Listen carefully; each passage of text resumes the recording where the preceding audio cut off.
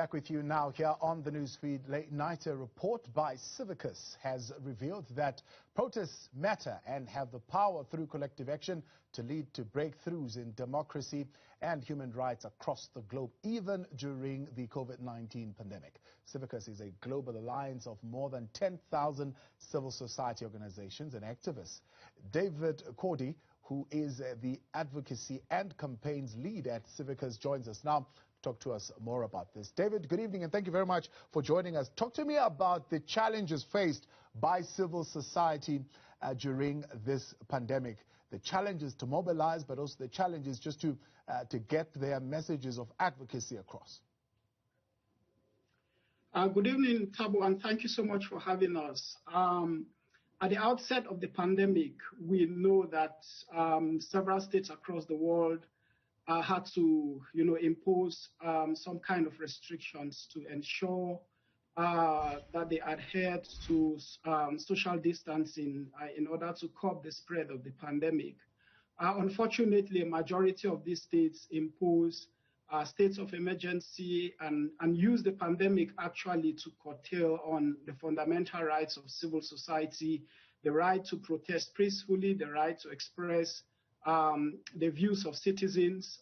We saw in many countries journalists attacked, arrested, and detained for covering events related to the pandemic. Many of them were accused of spreading disinformation. We saw protests in countries led by civil society and citizens from the US to Malawi and parts of Sudan being repressed. And so some of the emergency laws that were imposed by governments to curb the pandemic were actually used to restrict the rights of citizens and many civil society organizations. Now, you'd hear this line, David, if you speak, for example, with governments or politicians and officials in those positions, that whenever you say, well, people will protest, they'll say, well, yeah, well, people must protest. It's their democratic right, it's their constitutional right. They will protest, they must do so legally. And it seems a protest, does not move politicians anymore. They are assuming and taking it as just a fact of what happens when you are in leadership. People will protest. Is protest still effective? Does protest matter? I think the pandemic and the events over the last 12 months really demonstrate to us that protests matter, and that's the crux of the State of Civil Society report that you alluded to at the start of this interview, right? So the report focuses largely on the fact that protests matter even during the pandemic. With what happened in Malawi last year, if I were to use that example, led to the reorganization of elections was partly possible because of the fact that Malawians took to the streets. A few days ago, on the 25th of May, the United States and other countries around the world marked the first anniversary of the death of George Floyd. And we saw the protests that, forced the United States government to start having this conversation on racism in the United States. And we saw companies that are making changes to their rules, their laws, and how they recruit staff to ensure there's racial diversity. Early in 2019 and into 2020, we saw major changes in Sudan that would not have been possible after more than 3 decades when one leader, continued to use undemocratic means and restrict the rights of the citizens of Sudan. And there was a political transition thanks to protest. In several countries still in Sudan, there's been a ban on female genital mutilation thanks to protests of citizens. So as state institutions have failed and citizens have little respect for these institutions, the alternative has been for citizens to protest. Yes, we have thousands of protests in different countries across the world every single week. Many of them we don't even get to see from wherever we are in different countries in the world. And even though states or leaders would claim that protests don't matter, it really matters. And why we say it matters is the changes that we've seen in several countries that came about not because of formal democratic means, not because citizens went to the polling stations to elect leaders, but because citizens took to the streets to demand for change. So yes, protests matter, and if protests did not really matter, we will not see the kind of repression that we've seen from Zimbabwe to Belarus, even the United States. The fact that governments use violence against protesters really say to us and indicate to us that they are wary of protesters and they are scared of the change that can come from the streets as opposed to through formal means like polling stations and elections. Now, you've mentioned or highlighted some of the successes, including what the re-election, the rerun of elections in Malawi, Black Lives Matter movement globally, but more importantly in the United States. You're talking of what's happening in Sudan and so on and so forth. What would you say is the reason for success in those instances? There are many reasons we can allude to, and what we see in many of these countries as the outcomes of the protests, if you look deeper, it would be many a times, lengthy periods when where citizens have really expressed their discontent, and one of the main reasons why protests remain successful is the resilience and the courage and the determination of citizens, particularly when their backs are against the wall.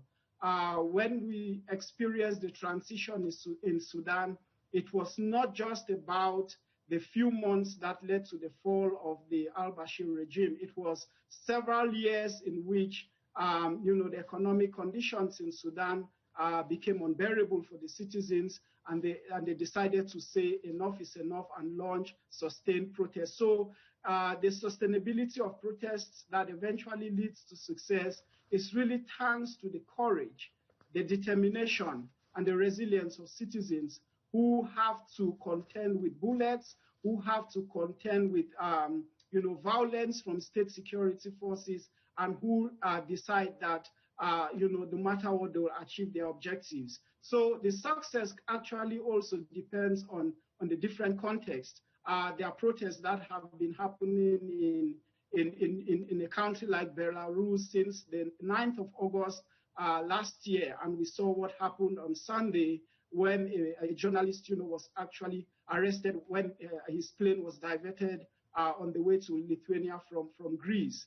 So there are successes that are achieved based on the context, based on the resilience of civil society and citizens, but we are very aware of protests that continue, and that where the protesters are targeted by the state.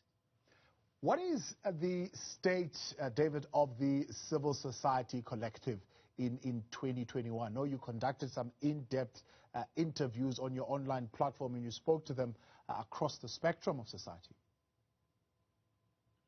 So we are likely to see protests continue, and that's 2019 was declared the year of protests. We saw protests in different countries in 2020. We've seen an increase in 2021. So the state of civil society in 2021 actually centers around mobilizations of citizens and a move away from some of the formal structures of civil society. And we likely to see, many more demonstrations across the world.